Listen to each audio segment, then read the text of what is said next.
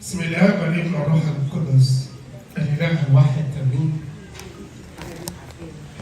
يمكن جمال الكنيسة إنها بتقسم لنا أو أدانا إن إحنا ممكن كل مرة نشعر بحاجة مختلفة في الكنيسة. وكأن الكنيسة بتدينا كده بعض الأشياء اللي إحنا نعيش فيه هنا، عشان بكرة في السماء في بعض الأشياء اللي مش هيكون موجودة. يعني مثلا بعد شوية ندخل في حاجة ثانوي، يقول لك احنا في الثانوي. بعد شوية ندخل حاجة اسمها كياكي، لحن كياكي مزيج ما بين الفرح والحزن. المسيح هيجي وبعد كده نختمها بفرح أن المسيح اتولد وأعطى الرجاء لينا. وبعد شوية نجي بعد شوية كده صوم الكبير فيها ناحية من الخشوع، وبعد كده نجي للحزن بقى اسبوع الالام، وبعد كده القيامه. سيمفونيه لابد الكنيسه تعملها عشان الانسان يعيش صح. انتوا عارفين لو الاورج النهارده صوت الاورج لو بيجي بس وتر واحد مفيش حد هيسمعه، صح؟ لكن لما تبقى كذا اوتار كده تتخطى مع بعض بتعمل عمليات بتاع سيمفونيه، بتكون مستصاغ انك انت تسمعه. الكنيسه بتعمل لنا كده برضه. لو كل مره هنعيش في فرح بعد شويه هننسى طعم ايه؟ الفرح. لو هنعيش في الحزن بعد شويه هننسى طعم ايه؟ حزن كمان. الحزن لها طعم بالنسبه. لان في بعض الناس بيقول الحزن لها طعم ازاي؟ له طعم جميل. ان انت بالمرار اللي موجود في هذا العالم بتلجأ لمين؟ هو ده جمال الحزن. اوعى تفتكروا ان ربنا لما يسمح لنا ببعض الضيقات وبعض الالام مش ما فيهاش فرح، لا فيها. بالنسبه لك الم، ولكن ماذا بعد لما ربنا ياخد منك كده المشكله او يحل الالم او ياخد منك الالم ده، تلاقي نفسك انت شعرت بايه؟ بفرح. والفرح تكون أزيد من الموضوع إيه؟ من الموضوع الأول. أزيد وأحسن أفضل. يبقى سيمفونية رائعة الكنيسة بتدينا. بصوا أنا هديكم 3 حاجات كده خطوة في حياتكم. أول حاجة، أنت مولود ليه؟ ليه أنت بالذات اللي جيت؟ ليه أنت يا مريم؟ وليه أنت يا كرولوس؟ ما كان ممكن يجي حد تاني. وليه انت جيت بالظبط في الحته دي بالذات؟ كنيسه القبطيه، اسره قبطيه، اسره تحت مسيحيه بتؤمن بده. ليه ده كله؟ انتوا عارفين ليه؟ عشان محبه ربنا لينا بيدينا مرات بعض الاشياء الجميله جدا ان احنا نستمتع بيه، ومرات بنتنازل عنه. تخيل انك انت كده جيت وانت اسمك مريم كنيسة وعمدوكي وعايش يعني من الأول كده عندك الإمكانية والعربون إنك بكرة تكون في السماء. وتيجي بكل بساطة بسبب مشكلة ما أو ألم ما أو حاجة ما تعيش في شهواتك، أو الشيطان اداك شوية أو العالم الدنيا اداك شوية فرح تعيش في شهواتك وتنسى الأساس إنك أنت موجود. تسأل ربنا أنت موجود ليه؟ أنت مش زيادة عدد. ربنا ما عندوش حاجه اسمها زياده عدد. ربنا عنده اي حد اوجده عايز بكره يكون موجود في مملكته. عشان كده اوعك يوم ما يجيك اليأس انك انت مالك قيمه، لا، ده انت لك قيمه كبيره. يوم ما الشيطان وقعت انت بكل ارادتك، كويس، بكل عقلك وقعت في الخطيه، ربنا ما سابكش. دبر ازاي يجي عشان يتجسد وياخد منك المشكله عشان بكره تكون في سيف سايد وتكون بكره في السماء. هو ده. فتخيل لما يجيك اي ضعف وصغر النفس من الشيطان يقول لك انت مش نافع، لا ده انا نافع 5 كمان. ده يكفي ان الله قدم نفسه وقدم ذاته لاجلي. فكتري ايه انت مهم.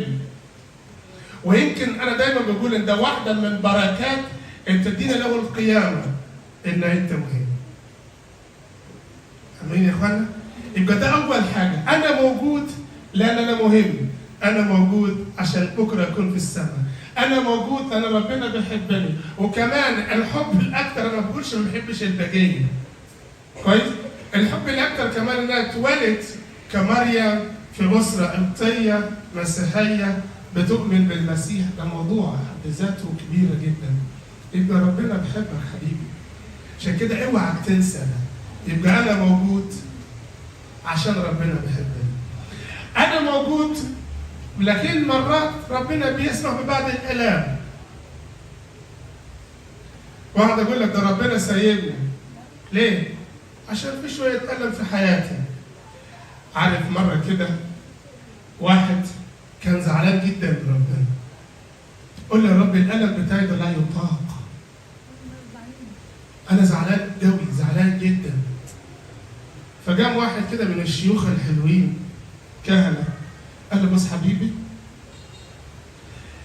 البيوت اللي حوالينك ده خبط على كل بيت بره وقول لهم هل في الم جاكم قبل كده؟ فما هو شاعر ان الالم بتاعه مفيش زيه. هو اكتر واحد ربنا داوى الم حلو. فيخبط الباب هنا يقول له في فرح عندك، وبدا للاسف قبل شويه عند بنتي كان فرح حيتين والفرح اتلغى. راجل موضوع صعب. بعد شويه مشى البيت الثاني، خبط البيت الثاني قال له هو عندكم فرح؟ قال له للاسف. وانا جايين قبل شويه سمعنا ان ابن البيت الشام فقاعد يدور بقى. في وقت ما لقى وكل واحد من دول كانوا متعزيين. الحاجه الاعجب من ذلك ان كان كل يخبط كل باب برغم الفقد ورغم الالم كانوا متعزيين جدا. فوقت ما رجع لنفسه كده ابونا جه لابونا قال له ما لقيتش يا ابونا. قال له طيب لقيت الم اصعب من الالم؟ قال له قال له عشان تعرف ان ربنا ما بديش حد الا على يده، ولكن لو انت سلمت الموضوع لربنا هو هيكون موجود فين؟ في معاك في الالم. تعال كده تعال نشوف كده. بص الناس كانوا يعني الام حقيقيه، بس عرفنا ربنا كان موجود في الالم. دانيال في جب الاسود. بالمناسبه ربنا ما وعدناش ان في العالم سيكون لكم فرح. قال ضيق والم، بس وعدنا ان في وسط الضيق والالم ثقوا انا قد غلبت العالم. انا قد غلبت العالم وغلبت الضيق او غلبت المشكله الموجوده فيك لما انت تديه كل حاجه وهو يشتغل معك داخل الضيق. ما تخافش منه. فتخيلوا معاي دانيال كان بيصلي. هو راجل عمل غلط، هو بيصلي ربنا وبيقول اشكرك يا رب، وبيحاول يقول للناس شوفوا ربنا بتاعي ده حلو. تقول يا رب انت تسمح ان يترمى في جوب الاسود؟ او عمل ايه؟ طب يا ربي كان ممكن الناس اللي ماشي يمشوا بيه ده اللي ماشي يوشوا بيه امام الملك الاجل مثلا، يعني الملك ما يسمحوش، او الوقت ده الملك مش موجود. لا، كل الطرق كان متاحه ان يوشى به دانيال، وكان كل الطرق متاحه ان دانيال هيموت. وحتى الملك وكل الناس اللي موجودين في المملكه ان دانيال النهارده ده اليوم بتاع الاعدام بتاعه. دانيال اترمى في جوب الاسود. جاء ملاك قال له ايه؟ الله ارسل ملاكه وسد ايه؟ طب ربنا موجود ولا مش موجود؟ طب مرات انت بتشعر انه مش موجود ليه؟ لأن من الألم يكون شديد بتشعر ربنا مش موجود. ليه؟ ليه كده؟ هو موجود معك جوه الألم موجود وبيسندك كمان. رسل رسل ملاكه وسد افواه الاسود. خلاص موضوع خلص. يوم ما ربنا يقول كلمه الكل يطيع، بما فيما الشيطان يسكت وتطيع ربنا، مفيش كلام. اللي معانا قوي وكبير وله مكانه وكل الناس بتخاف منه حتى الشياطين. يقول لك الايه الكتاب المقدس ايه صعبه جدا، يقولوا ايضا الشياطين يؤمنون وايه؟ عارف يعني يتشعب؟ يعني تلاقيه واقف كده وعامل ايه؟ يعني بتقول ايه؟ هو انت واقف قدام المدير هتعمل ايه يا عم؟ شويه كده وهتعملها ايه؟ بلاش الكلمه. هو كده الشيطان قدام ربنا، صدقني. هو الشيطان كده قدام ربنا مش عارف، مش قادر، مش بيقدر. عشان كده خلي عندك يقين وثقه في ربنا. وده السيمفونيه بتاعت الحياه، لان في الاول انا قلت لكم ايه؟ لابد من السيمفونيه، والسيمفونيه يعني صوت جميل، يعني نغمه جميله. ده السيمفونيه. فتخيل بعد شويه الله ارسل ملاكه لدانيال سد افواه الاسود وجعل الملك خايف، قال له عيش يا ملك. الله ارسل قال كنت اعلم، وصار الديانه اليهوديه الديانه الرسميه في الدوله. شغل ربنا. ربنا بيشتغل شغل غريب جدا. انت تعمل نفسك انك انت شاطر، واللي بيجيب لك الالم او يجيب لك المشكله عامل نفسه ان هو داهي ومعرفه ويعني شاطر جدا ويعرف يوقع الناس. ده انت مسكين. انت بتتعامل مع ربنا اللي هيقف مع فلان بكره. فهمتوا يا اخوان؟ يبقى الحته دي ما تخافوش. الحته الثانيه هنعيش في هذا العالم وربنا بيحبنا لان بيفتقدنا بالالم. تعال نشوف 3 فتن. 3 فتن يا عم مش هنسجد للعجل. كل الناس سجد الا 3 ايه؟ طب يا رب ده سمعوا كلامك يا رب، ده نفذوا وصيتك يا رب. المفروض انت تعملها ايه؟ تحميم ان ما يرموش في اتون النار. قال له لا، ده من كتره يعني بتقول لك ان اتون النار ده اللي رموه خدوه. الاتون خدوه. تخيل هذه النار كانت، ولكن هو ده الرابع داخل ايه؟ داخل الاتون. ما تخافش. سيمفونيه غريبه مع الله وحياه عجيبه مع الله. وهذه في الحقيقه معجزات حقيقيه ربنا بيعملها، ان الله يكون معك داخل الضيقه ويحول النار الى ندى. شغل ربنا. عشان كده ده سيمفونيه الحياه. بس ربنا هيسيبنا كده؟ ولاده، تعب والم، ولكن هناك قيامه. بس خلي بالك، للاسف ليس كل الناس هيستمتعوا بهذه القيامه. ودي اللي يخوف، ده اللي نخاف منه. احنا محتفلين باعياد القيامه صح؟ بس في ناس لا زالوا نائمين وراقدين في القبور. هديها لك المثل البسيط. اللي مش قادر يسامح اخوه ماله ده؟ ده لسه ميت في القبر ما كانش مع المسيح. اللي لسه جاري ورا شهواته ومش عايز يتوب ومش عايز يرجع ماله ده؟ ده لسه قدامك لبس لبس جديد وجا الكنيسه ومعرفش ايه، بس لسه في حاجات لسه. انت لسه كده في الارض. قوم بس قوم، سيب كل العتيق ده كويس، سيب كل الحاجات التعبانه دي. في ناس ماسكه في الدنيا كويس وناس ربنا. سيب ده كله عشان تقوم مع المسيح وتستمتع معاه بكره في السماء، لان هناك قيامه. عارف كل ما كده اتامل في الجسد اللي جنبه المسيح احتار، لان الكتاب يقول احنا هناخد نفس الجسد. الجسد غريب ده، جسد لا تخضع للطبيعه. مش الجسد ده. عارف الجسد ده ليه لابد يرجع للتراب؟ عشان ربنا حكم على العالم بالفناء. حد يقدر يعني يحطها لي كده في المعادله؟ ليه لابد ينتهي؟ حد يقدر؟ حط ليه كده في المعادله؟ العالم حكم عليه بايه؟ طيب ليه الجسد لازم يرجع؟ شكرا. عشان يرجع للتراب وينتهي مع ايه؟ مع العالم المنتهي. ليه؟ لأن ما ينفعش أولاد القيامة يكون قاعدين مع الكلام التعبان بتاع زمان. ما ينفعش. أولاد القيامة ياخدوا الجسد لا تخضع للطبيعة. هو ده أولاد القيامة. أنا وأنت. عشان تشوفوا العمل الغريب، إن تشوف شغل ربنا ده عجيب. إن الحساب هيتم على بين السحاب يا عم. مفيش كلام. كلنا جاب كده في السحاب، نطير كده ونحن إيه؟ ونحن ضد الجاذبية. جسد جديد ينفع.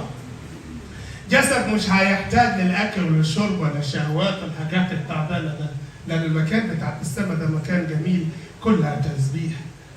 أنت مدعو إنك بكرة تكون في القيامة ده. حقيقي. حقيقي. كل اللي بتعملها الكنيسة ده على السيمفونية اللي بتعملها الكنيسة، والسيمفونية اللي بيسمح به ربنا، كل ده عشان بكرة تكون وتقوم معه. هو قام وانتصر على الموت، عشان كده قال الذين يموتون في المسيح يسوع سوف يقومون. شغل ربنا ده مش أي كلام. عشان كده خلي عندك ثقة وانت طالع كده، دق كده في قلبك كده، قول له أنا مكان السماء. هقعد هنا هقعد زي ما أقعد، هاجي وقت كده هرحل وأكون في السماء. عشان كده بولس الرسول حينما عرف السماء واختطف، عارف بولس الرسول قال ايه؟ قال ما لم تروا عين لم تسمع به اذن ولا يخطر على قلب بشر. ممكن واحد يفسر لي الايه دي؟ ها؟ يعني مشى كده وعمل ايه؟ تنح. ما عرفش يوصف. ما عرفش يوصف. الجمال بتاع المكان اللي في السماء بولس ما عرفش يوصفوه. تنح. وقال لا اقول ايه انا؟ ما لم تروا عين. والكلام الموجود لم تسمع به وايه؟ اذن. ولم يخطر. ولا خطر على بالك خالص. ما عدده الله الذين يحبون. يعني هو ده مكانك، هو ده. عشان كده كل سنة احنا بنحتفل بالقيامة عشان نقول لك هل انت جاهز انك تقوم مع المسيح ولا لا؟ انا ما عندناش كما لقوم عادة. ما عندناش دي. مش بنعمل كده عشان ده عادة، لا ما عندناش. احنا بنعمل ده عشان كل مرة بنسألك نفس السؤال. عندك الفرصة انك بكرة تقوم مع المسيح وتكون في السماء، هل انت جاهز؟ لو ما جاهز عندك فرصة ربنا بيديها لك. عشان كده اسأل نفسك السؤال في عيد القيامة، هل قمت مع المسيح؟ لو ما قمت أنا بقول لك لسه في وقت. في وقت إنك أنت بكرة كده تحتفل كده وتقول له أنا قمت مع المسيح. شفت لما تقوم من خطية معينة، تترك خطية وتكسب فضيلة، ده حاجة لذيذة وحلوة. كل مرة أقوم من خطية معينة أسيبها وأكسب وراها قصادها فضيلة تانية، هاجي وقت من الأوقات حياتي كلها هيكون عبارة عن إيه؟ فضائل. كده أنا قمت مع المسيح. خش السما بكرة. آخر حاجة هقوله، القيام مع المسيح معنى الاستمتاع. حقيقي أحبائي، المتعة اللي إحنا بندور عنه هنا صحيح يمكن نعيش لحظات بسيطة، ولكن المتعة الحقيقية إنك بكرة فعلا تكون في السماء. كل المتعة. يعني تخيل كده المكان اللي أنت قاعد فيه في السماء ده يقول لك ما فيش ألم. مفيش ألم؟ تهدي؟ يعني مفيش حد بكرة هيقول لك في بكى هنا ولا فلان ده عمل كده ووقعت فلان ده وده كان بيتكلم عليا وده. مفيش ده كله. ده مفيش ده. هو في متعة أكتر من كده؟ سيمسح الله كل دمع من عيونكم. مفيش بكى. عبارة عن فرح دائم. فتعال كده نعملها عملية بتاعت كالكوليشن. عملها عملية بتاعت حسبة كده بسيطة. 100 سنة وتستمتع بسيط وتجد المتعة الحقيقية، ولا 100 سنة برضه أنت موجود هنا بس ماشي مع المسيح صح؟ تستمتع هنا وتستمتع في السماء. بالمناسبة اللي بيمشي مع المسيح يعيش دايما مبسوط، يعيش دايما في سلام، يعيش دايما في اطمئنان. صدقني اللي بيمشي مع المسيح ده يلاقي كده في رغم الألم. يقول لك يا فلان المشكلة اتحلت، يقول لها ما اتحلتش. وانت عمال تضحك، هضحك. وقت ما يتحل. طيب جواه كده في حاجة جواه كده مش بس. لا أبدا، أنا جوايا سلام غريب. هو ده المسيح الشاطر. صدقني هو عايش كل الألم تجيب ولكن إيه؟ ماسك. يعني أنا كل ما أتذكر كده أيوب وقت ما مراته قال له إلى عن الله وموت. أيوب قال له ألا يا امرأة أخبيتي أنت خير من الرب ونقبل والشر منه رفض. حقيقة السلام ده سلام عجيب عند الرجل ده. الراجل ده كان عنده سلام غريب. معقولة؟ يعني أنت شايف إن أنت متحمل ده عشان ربنا هو السماء؟ أي حاجة جاية منه إيه؟ حلو. عشان كده ده السيمفونية اللي قلتها لكم من الأول، سيمفونية الحياة. عشان كده بتلاقي دايما حتى في ترانيمنا ترنيمة حزينة، ترنيمة نص، ترنيمة فرحية، شرق ولا غلط. هو ده سيمفونية الحياة، حياتنا كده. ولكن الشاطر هو اللي يختمها بأعظم حياة، اللي يعيش إلى الأبد قائما مع المسيح مستمتعا في مملكته. وده الأساس بتاع كل الأعياد بتاعت القيام اللي احنا بنعملها لكم. ربنا يديكم بركة، يديكم معونة. إلهنا المشركة من الأبد.